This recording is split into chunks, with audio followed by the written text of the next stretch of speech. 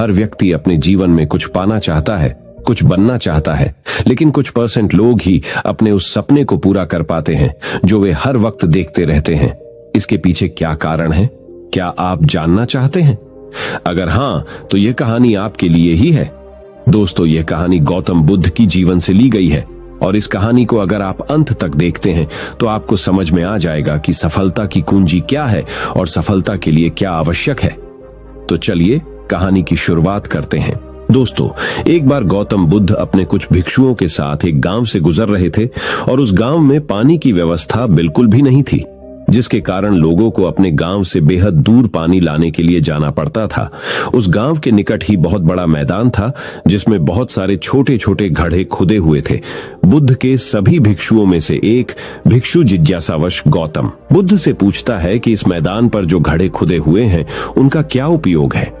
अपने भिक्षु का प्रश्न सुनकर बुद्ध मुस्कुराते हैं और कहते हैं कि मेरे प्रिय भिक्षु, इस गांव में पानी की बड़ी समस्या है और इसीलिए इस गांव के लोगों ने पानी की खोज में ये छोटे छोटे गड्ढे खोदे हुए हैं। सुनते ही वह बौद्ध भिक्षु दौड़कर वहां पर चला जाता है और उन गड्ढों में पानी खोजने लगता है, परंतु उस बौद्ध भिक्षु को उन गड्ढों में एक पानी की बूंद भी नहीं मिलती। उसके बाद वो गौतम बुद्ध के पास वापस आकर पूछता है कि बुद्ध, इन गड्ढों में तो पानी है ही नहीं। उसके बाद गौतम बुद्ध मुस्कुराते हैं और अपने भिक्षु से कहते हैं कि प्रिय भिक्षु, क्या तुम्हें वहां दूर लोगों की जाती भीड़ दिख रही है? इस पर बौद्ध भिक्षु कहता है कि हाँ, बुद्ध मैं देख सकता हूं। इसके बाद बुद्ध कहते हैं कि वे सभी लोग इस गांव से बहुत दूर एक नदी है, वहां पर से पानी लेने के लिए जा रहे हैं। उसके बाद बुद्ध का भिक्षु बुद्ध से पूछता है कि बुद्ध, क्या इस गांव के आसपास के जमीन में पानी बिल्कुल भी नहीं है? इस पर बुद्ध कहते हैं कि पानी तो है, लेकिन इस गांव में ऐसा कोई नहीं है कि उस पानी तक पहुंच सके। इसके बाद बौद्ध भिक्षु कहता है कि मैं कुछ समझा नहीं बुद्ध। इसके बाद गौतम बुद्ध कहते हैं कि क्या तुम इस मैदान पर खुदे हुए गड्ढे देख रहे हो? इस मैदान पर खुदे हुए ये सभी घड़े पानी की खोज में खुदे हुए हैं, लेकिन एक भी गड्ढे से पानी प्राप्त नहीं हुआ है। जानते हो क्यों? क्योंकि परिश्रम तो किया गया लेकिन सही दिशा में नहीं किया गया है। अगर ये सब गांव वाले अलग अलग 100 गड्ढे खोदने के बजाय सिर्फ एक ही गड्ढे को 100 गड्ढों की बराबर खोदते तो ये सब गांव वाले पानी तक अवश्य पहुंच जाते। दोस्तों, मनुष्य का मन भी इस प्रकार ही है। वह एक ही समय में 100 दिशाओं में भागता है। अगर मनुष्य अपने मन को एक ही दिशा में लगाए तो वह अपने लक्ष्य तक जरूर पहुंचेगा, परंतु बहुत ही कम लोग इस बात को समझ पाते हैं। कुल मिलाकर सफलता की कुंजी क्या है? दोस्तों, आपकी असफलता का कारण आपका मन ही है और आपके मन का 100 अलग अलग दिशाओं में भागना और आपको इसे किसी एक दिशा में केंद्रित ना कर पाना है। जब तक आपका मन पूरी एकाग्रता के साथ किसी एक दिशा में नहीं चलेगा, तब तक आप अपनी मंजिल तक नहीं पहुंच सकते हैं और तब तक आप सफल नहीं हो सकते, चाहे आप कितना भी प्रयास क्यों न कर लें। इसीलिए कोई व्यक्ति अगर अपने लक्ष्य को हासिल करना चाहता है तो उसे अपने मन को एक ही दिशा में लगाना चाहिए, क्योंकि कठिन परिश्रम करना बेकार है यदि उसे सही दिशा में नहीं किया जाए। तो दोस्तों, आज आपने सफलता की कुंजी क्या है? कहानी के जरिए यह सीखा कि कठिन परिश्रम करना बेकार है यदि उसे सही दिशा में नहीं किया जाए। तो दोस्तों, चलिए बढ़ते हैं हमारे आखिरी कहानी की तरफ, जो कहानी है भाग्य के ऊपर कि भाग्य का लिखा कभी नहीं मिटता। इस विषय पर हम गौतम बुद्ध की एक रहस्यमयी कहानी आपको सुनाएंगे। किसी गांव में एक बहुत ही ज्ञानी पंडित रहता था। एक दिन वह अपने बचपन के दोस्त से मिलने के लिए दूसरे गांव में जा रहा था। उसका वह दोस्त बचपन से ही गूंगा और एक पैर से अपाहिज था। उस पंडित के गांव से उसके दोस्त का घर काफी दूर था। वहां जाने के लिए बीच बीच में कई सारे छोटे छोटे गांव पड़ते थे। पंडित रास्ते में अपनी धुन में चला जा रहा था। चलते चलते उसकी मुलाकात एक व्यक्ति से होती है। वह भी पंडित के साथ चलने लगता है। उस आदमी को देखकर पंडित बहुत खुश हो जाता है। उसने सोचा, चलो अच्छा हुआ, साथ साथ चलने से उसका सफर आसानी से कट जाएगा। बात की शुरुआत करने के लिए उस पंडित ने उस व्यक्ति से उसका नाम पूछा तो उसने अपना नाम धर्मराज बताया। पंडित को यह नाम कुछ अजीब सा लगा, लेकिन उसने नाम के विषय में कुछ और पूछना उचित नहीं समझा। दोनों धीरे धीरे साथ में चल रहे थे। तभी रास्ते में एक गांव आता है। गांव का प्रवेश द्वार आते ही धर्मराज ने पंडित से कहा, तुम आगे चलो, मुझे इस गांव में एक काम है, मैं तुमसे आगे मिलता हूँ। पंडित ने कहा ठीक है। वह आगे के रास्ते पे चला जाता है। कुछ देर बाद उस गांव में खबर फैली कि एक व्यक्ति को सांड ने अपनी सींग में फंसाकर मार दिया है। जैसे ही सांड ने उस व्यक्ति को मारा, ठीक कुछ ही देर में धर्मराज पंडित के पास आ गया। फिर दोनों चलना शुरू कर देते हैं और चलते चलते एक दूसरे गांव के द्वार पर पहुंच जाते हैं। उस गांव के बाहर एक बड़ा और विशाल मंदिर बना हुआ था। वहां पर आराम करने की सुविधा काफी बढ़िया लग रही थी। पंडित के दोस्त का घर अभी वहां से बहुत दूर था और रात भी होने वाली थी। तो पंडित ने धर्मराज से कहा, रात होने वाली है, पूरे दिन चलते चलते थक भी चुके हैं और भूख भी लग रही है, तो यहाँ पर भोजन करके यहीं पर हम विश्राम कर लेते हैं, फिर सुबह के समय आराम से आगे की यात्रा जारी करेंगे। धर्मराज ने कहा, ठीक है, मुझे इस गांव में किसी को कुछ जरूरी सामान देने जाना है, तुम भोजन करके आराम करो, मैं बाद में आकर भोजन कर लूंगा। इतना कहकर वह वहां से चला जाता है। लेकिन उसके जाते ही कुछ ही देर बाद धुआं उठता हुआ दिखाई देता है और देखते ही देखते पूरे गांव में आग लग जाती है।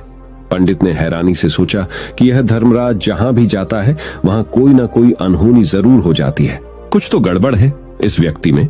लेकिन पंडित ने रात्रि में धर्मराज से कुछ भी पूछना उचित नहीं समझा। सुबह होते ही दोनों फिर से अपनी यात्रा शुरू कर देते हैं। कुछ देर चलने के बाद रास्ते में फिर से एक गांव आता है।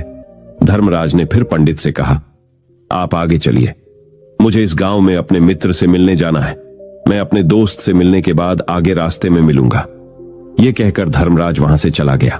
लेकिन पंडित इस बार आगे नहीं गया, वहीं खड़ा होकर धर्मराज को देखता रहा कि वह कहां जा रहा है और क्या करता है।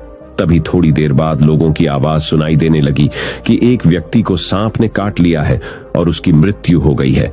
ठीक उसी समय धर्मराज फिर पंडित के पास पहुंच गया, लेकिन इस बार पंडित से रहा नहीं गया और उसने धर्मराज से पूछ ही लिया कि तुम जिस भी गांव में जाते हो वहां कोई ना कोई अनहोनी जरूर हो जाती है, क्या तुम मुझे बता सकते हो ये ऐसा क्यों हो रहा है? धर्मराज ने कहा, पंडित जी, आप तो मुझे बहुत ज्ञानी मालूम पड़े थे, इसीलिए मैं आपके साथ चलने लगा था, क्योंकि ज्ञानियों का साथ बहुत अच्छा होता है, परंतु आप अभी तक समझ नहीं पाए कि मैं कौन हूं। पंडित ने कहा, मैं समझ गया हूं, लेकिन मुझे कुछ शंका है, अगर आप ही अपना उपयुक्त परिचय दे दें तो मेरे लिए आसानी होगी। तब धर्मराज ने जवाब दिया कि मैं यमदूत हूं और यमराज की आज्ञा से उन लोगों के प्राण हरण करता हूं जिनकी उम्र पूरी हो चुकी है। हालांकि पंडित को पहले से ही इस बात की आशंका थी, फिर भी धर्मराज के मुंह से ये बातें सुनकर वह घबरा गया। लेकिन वह हिम्मत करके पूछता है कि अगर तुम सच में यमदूत हो तो मुझे बताओ, अगली मृत्यु किसकी है? धर्मराज ने जवाब दिया, अगली मृत्यु तुम्हारे उसी मित्र की है जिससे तुम मिलने जा रहे हो, और उसकी मृत्यु का कारण भी तुम ही बनोगे। ये बात सुनकर पंडित सहम गया और सोच में पड़ गया कि अगर सच में यह धर्मराज यमदूत हुआ तो उसकी बात भी सच होगी और उसके कारण मेरे बचपन के सबसे अच्छे मित्र की मृत्यु हो जाएगी। तो सबसे अच्छा तो यही होगा कि मैं अपने मित्र से मिलने ही ना जाऊं, कम से कम मैं उसकी मृत्यु का कारण तो नहीं बनूंगा। धर्मराज ने मुस्कुराते हुए कहा, तुम जो सोच रहे हो वो सब मुझे पता है, मगर तुम्हारे अपने मित्र से मिलने ना जाने से नियति नहीं बदल जाएगी। तुम्हारे मित्र की मृत्यु तो निश्चित है और वह अगले कुछ ही पलों में घटित होने वाली है। महाकाल के मुंह से ऐसी बातें सुनकर पंडित को झटका लगा, क्योंकि महाकाल ने पंडित के मन की बातें पढ़ ली थी, जो कि एक सामान्य व्यक्ति के लिए संभव नहीं है। अब पंडित को विश्वास हो गया कि यह धर्मराज सचमुच में यमदूत ही है। जब पंडित को यह पूर्ण विश्वास हो गया कि धर्मराज जी यमदूत है, तो वह घबरा गया। वह अपने मित्र की मृत्यु का कारण नहीं बनना चाहता था, इसलिए वह पलटकर अपने गांव की तरफ वापस जाने लगा। लेकिन जैसे ही पंडित वापस जाने के लिए मुड़ा, उसने देखा कि उसका मित्र तेजी से उसकी तरफ चला आ रहा है, जो कि पंडित को देखकर अत्यंत प्रसन्न दिखाई पड़ रही थी। अपने मित्र के आने की गति को देखकर पंडित को ऐसा लगा कि जैसे उसका मित्र काफी देर से उसका ही पीछा कर रहा है, लेकिन वह बचपन से ही गूंगा था और एक पैर से लंगड़ा भी था, इसलिए ना तो वह पंडित को आवाज देकर रोक पाया था और ना ही उस तक पहुंच पा रहा था। लेकिन जैसे ही वह पंडित के पास पहुंचा, अचानक ही जमीन पर गिर पड़ा और उसकी मृत्यु हो गई। पंडित हक्का बक्का होकर धर्मराज की ओर देखने लगा, जैसे कि वह पूछना चाह रहा हो कि आखिर क्या हुआ। धर्मराज पंडित के मन में उठ रहे प्रश्नों को समझ गया और बोला, तुम्हारे मित्र ने पिछले गांव में ही तुम्हें देख लिया था और मैं वहीं से ही तुम्हारा पीछा कर रहा था, लेकिन गूंगा और लंगड़ा होने की वजह से वह तुम तक नहीं पहुंच पाया। उसने अपनी पूरी ताकत लगाकर तुम तक पहुंचने का प्रयास किया, लेकिन बुढ़ापे में बचपन जैसी ताकत नहीं होती, इसलिए हार्ट अटैक होने के कारण उसकी मृत्यु हो गई। क्योंकि वह तुमसे मिलने के लिए अपनी सीमाओं को तोड़कर तुम्हारे पीछे भाग रहा था। इसलिए अपने मित्र की मृत्यु का कारण भी तुम ही कहलाओगे। अब पंडित को पूर्णतः विश्वास हो गया था कि धर्मराज एक यमदूत है और उसका कार्य जीवों के प्राण हरना है। लेकिन पंडित एक ज्ञानी व्यक्ति था। वह यह भी जानता था कि मृत्यु पर किसी का वश नहीं है, सबको एक न एक दिन मरना ही है। यही सोचकर उसने अपने आप को संभाल लिया। लेकिन अचानक ही पंडित के मन में अपनी मृत्यु के बारे में जानने की इच्छा हुई।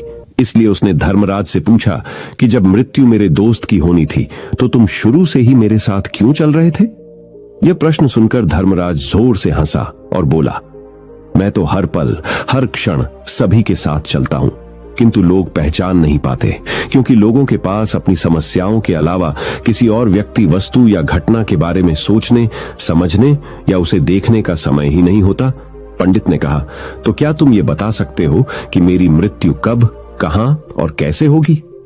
महाकाल ने कहा, हालांकि किसी भी सामान्य जीव के लिए अपनी मृत्यु के बारे में जानना ठीक नहीं है, क्योंकि कोई भी जीव हो वो अपनी मृत्यु के बारे में जानकर बहुत दुखी हो जाता है।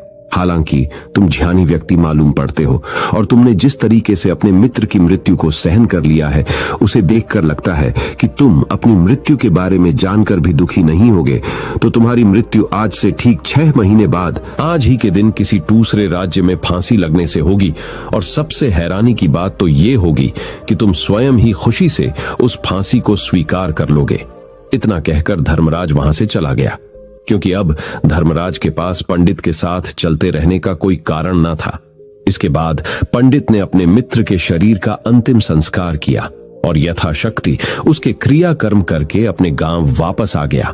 लेकिन कोई व्यक्ति कितना भी ज्ञानी क्यों ना हो, अपनी मृत्यु के बारे में जानकर दुखी तो होता ही है और मृत्यु से बचने का कोई ना कोई उपाय भी खोजता है। तो पंडित ने भी वही किया। क्योंकि पंडित विद्वान था, इसलिए उसकी पहचान उस राज्य के राजा तक थी।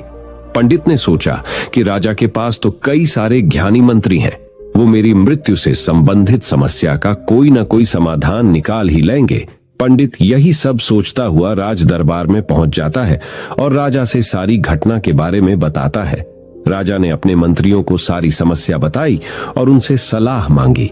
अंत में सभी ने विचार विमर्श करके कहा, अगर पंडित की बात सही है तो उसकी मृत्यु भी 6 महीने बाद ही होगी। लेकिन मृत्यु तो तब होगी जब वह किसी दूसरे राज्य में जाएगा। यदि वह किसी दूसरे राज्य में जाए ही ना तो मृत्यु ही नहीं होगी। मंत्रियों की यह सलाह राजा को भी सही लगी। इसके बाद पंडित के रहने की सारी व्यवस्था महल में ही कर दी गई और राजा के आदेश के बिना उस पंडित से किसी को भी नहीं मिलने दिया जाता था। लेकिन पंडित कहीं भी आ जा सकता था ताकि पंडित को ये ना लगे कि वो राजा की कैद में है। परंतु पंडित डर के मारे स्वयं ही कहीं आता जाता नहीं था। धीरे धीरे महीने गुजर गए और पंडित की मृत्यु का समय नजदीक आने लगा और अंततः वह भी दिन आ गया जिस दिन पंडित की मृत्यु होनी थी। तो जिस दिन पंडित की मृत्यु होनी थी उसके एक रात पहले पंडित डर के मारे जल्दी ही सो गया, ताकि जल्दी से वह रात बीत जाए और अगला दिन आ जाए ताकि मृत्यु टल सके। लेकिन पंडित को नींद में चलने की बीमारी थी और अपनी इस बीमारी के बारे में वह स्वयं ही नहीं जानता था। तो फिर राजा, मंत्री या किसी वैद्य को इसके बारे में बताने का कोई प्रश्न ही नहीं उठता। पंडित अपनी मृत्यु को लेकर बहुत चिंतित था। वह पिछले कई दिनों से ठीक से सो भी नहीं पा रहा था और नींद में चलने की बीमारी भी तभी होती है जब व्यक्ति ठीक से सो नहीं पा रहा हो। तो उस रात भी पंडित को नींद में चलने का दौरा पड़ा। वह उठा और महल से निकलकर अस्तबल में गया। क्योंकि पंडित राजा का खास मेहमान था, इसलिए किसी भी पहरेदार ने उसे नहीं रोका और न ही किसी तरह की कोई पूछताछ की। अस्तबल में पहुंचकर वह सबसे तेज चलने वाले घोड़े की पीठ पर सवार होकर नींद में ही अपने राज्य की सीमा से बाहर दूसरे पड़ोसी राज्य में चला गया। इतना ही नहीं, वह दूसरे राज्य के राजा के महल में पहुंच उस महल के पहरेदारों ने भी उसे नहीं रोका और न ही कोई पूछताछ की। सभी लोग रात्रि का अंतिम प्रहार होने के कारण गहरी नींद में थे। वह पंडित सीधे राजा के सैन्य कक्ष में पहुंचा, जहां राजा और रानी सो रहे थे। वह पंडित वहीं जाकर सो गया। सुबह हुई तो राजा ने पंडित को रानी के बगल में सोया हुआ देखा तो है बहुत क्रोधित हो गया। राजा ने पंडित को कैद करने का आदेश दे दिया। पंडित गिरफ्तार हो गया। लेकिन पंडित तो भौचक्का था। उसे तो कुछ समझ नहीं आ रहा था कि आखिर वह दूसरे राज्य में और राजा के सैन्य में कैसे पहुंचा। लेकिन वहां उसकी ये सब सुनने वाला कोई नहीं था। राजा ने पंडित को दरबार में पेश करने का आदेश दिया। कुछ देर बाद उस पंडित को दरबार में लाया गया। पंडित को देखते ही राजा इतना आग बबूला हो गया कि उसे फांसी पर चढ़ा देने का हुक्म सुना दिया। फांसी की सजा सुनकर पंडित कांप गया, लेकिन फिर भी थोड़ी सी हिम्मत जुटाकर राजा से बोला, महाराज, मैं नहीं जानता कि मैं राजमहल तक कैसे पहुंचा। मैं यह भी नहीं जानता हूं कि आपके सैन्य कक्ष तक मैं कैसे आया और आपके महल के किसी पहरेदार या सैनिक ने मुझे रोका क्यों नहीं। लेकिन मैं इतना जरूर जानता हूं कि आज मेरी मृत्यु होनी थी और वो होनी भी जा रही है। राजा को यह बात थोड़ी अजीब लगी। उसने पंडित से पूछा, तुम्हें कैसे पता कि आज तुम्हारी मृत्यु होनी है? राजा के इस प्रश्न के जवाब में पंडित ने पिछले 6 महीने का सारा वाकया राजा को सुना दिया और बोला, महाराज, मेरा क्या, किसी भी सामान्य व्यक्ति में इतना साहस नहीं कि वह राजा के सैन्य कक्ष में राजा की उपस्थिति में रानी के साथ सो जाए। राजा को पंडित की बात में थोड़ा तर्क दिखाई पड़ा, परंतु उसने सोचा कि यह मृत्यु से बचने के लिए धर्मराज और उसके द्वारा अपनी मृत्यु की भविष्यवाणी की कहानी बना रहा है। इसलिए राजा ने पंडित से कहा, यदि तुम्हारी बात सत्य है और आज ये तुम्हारी मृत्यु का दिन है, जैसा कि यमदूत धर्मराज ने तुमसे कहा था, तो आज तुम्हारी मृत्यु का कारण मैं नहीं बनूंगा। लेकिन यदि तुम्हारी बात झूठी निकली तो निश्चित ही आज तुम्हारी मृत्यु का दिन होगा, क्योंकि जिस राज्य से पंडित आया था उस राज्य का राजा इस राजा का मित्र था। इसलिए इस राजा ने तुरंत अपने कुछ सैनिकों को पड़ोसी राजा के पास भेजकर पंडित की बात की, सत्यता का प्रमाण मांगा। भेजे गए सैनिक शाम तक लौटे और उन्होंने राजा को बताया कि महाराज, पंडित जो कुछ भी कह रहा है वो सब सत्य है। पड़ोसी राज्य के राजा ने पिछले 6 महीने से पंडित के रहने की सारी व्यवस्था अपने ही महल में कर रखी थी। पंडित राजा का खास मेहमान था। कल शाम राजा आखिरी बार पंडित से उसके कक्ष में मिले थे और उसके बाद यह इस राज्य में कैसे पहुंच गया, इसकी जानकारी किसी को भी नहीं है। इसलिए उस राज्य के राजा के अनुसार पंडित को फांसी की सजा देना ठीक नहीं है। लेकिन राजा के सामने एक नई समस्या थी, क्योंकि उसने बिना पूरी बात जाने ही पंडित को फांसी की सजा सुना दी थी। इसलिए अगर पंडित को फांसी नहीं दी जाती तो राजा के वचन का अपमान हो जाएगा। लेकिन अगर राजा की बात का मान रखा जाए तो बेवजह ही एक निर्दोष व्यक्ति की मौत हो जाएगी। राजा ने अपने सभी मंत्रियों से इस बारे में सुझाव मांगा तो मंत्रियों ने राजा को सुझाव दिया कि महाराज, पंडित को एक कच्चे सूत के धागे से फांसी लगवा दी जाए। इससे आपके कथन का भी मान रह जाएगा और कच्चे सूत के धागे से पंडित को फांसी भी नहीं लगेगी और उसके प्राण भी बच जाएंगे। राजा को मंत्रियों का यह सुझाव पसंद आया और उसने ऐसा ही करने का आदेश दे दिया। पंडित के लिए कच्चे सूत के धागे से फांसी का फंदा बनाया गया और नियम के अनुसार पंडित को फांसी पर चढ़ाया जाने लगा। सभी लोग बहुत खुश थे कि ना तो पंडित मरेगा और ना ही राजा का वचन खाली जाएगा। पंडित को भी पूर्ण विश्वास था, ये सूत के धागे से तो उसकी मृत्यु हो ही नहीं सकती, इसलिए उसी पर चढ़ने के लिए तैयार हो गया। जैसा कि धर्मराज ने भविष्यवाणी की थी कि तुम खुद ही अपनी फांसी को स्वीकार करोगे। लेकिन जैसे ही पंडित को फांसी दी गई, सूत का धागा तो टूट गया, लेकिन टूटने से पहले उसने अपना काम कर दिया था। पंडित के गले की एक नस सूत के धागे के झटके से कट चुकी थी और पंडित जमीन पर पड़ा तड़प रहा था। उसी पल उसके गले से खून की फुहार निकल रही थी और देखते ही देखते पंडित का शरीर पूरी तरह से शांत हो गया। सभी लोग आश्चर्यचकित थे और पंडित को मरता हुआ देख रहे थे। किसी को विश्वास नहीं हो रहा था कि कच्चे सूत के धागे से भी किसी इंसान की मृत्यु हो सकती है। लेकिन घटना तो घट चुकी थी। नियति ने अपना काम कर दिया था और धर्मराज की भविष्यवाणी सच हो चुकी थी। श्रीमद् भागवत गीता में भगवान श्री कृष्ण ने कहा है, जो होना होता है वो होकर ही रहता है। हम चाहे कितनी ही सावधानी बरतें, कितना ही उपाय कर लें, लेकिन घटना और घटना की पूरी प्रणाली पहले से ही तय होती है, जिसे हम थोड़ा सा भी इधर उधर नहीं कर सकते हैं। दोस्तों, शायद इसीलिए ईश्वर ने हमें भविष्य जानने की क्षमता नहीं दी है, ताकि हम अपने जीवन को ज्यादा बेहतर तरीके से जी सकें। और यही बात उस पंडित पर भी लागू होती है। अगर पंडित ने महाकाल से अपनी मृत्यु के बारे में ना पूछा होता तो 6 महीने तक राजा के महल में कैद रहकर डर डर कर जीने की बजाय ज्यादा बेहतर जीवन जीता। तो दोस्तों, उम्मीद करता हूं आपको इस कहानी से एक अच्छी सीख मिली होगी। ये कहानी आपको कैसी लगी हमें कमेंट बॉक्स में कमेंट करके जरूर बताएं और इस वीडियो को अपने दोस्तों के साथ जरूर शेयर करें ताकि उन्हें भी इस कहानी से कुछ सीखने को मिल सके।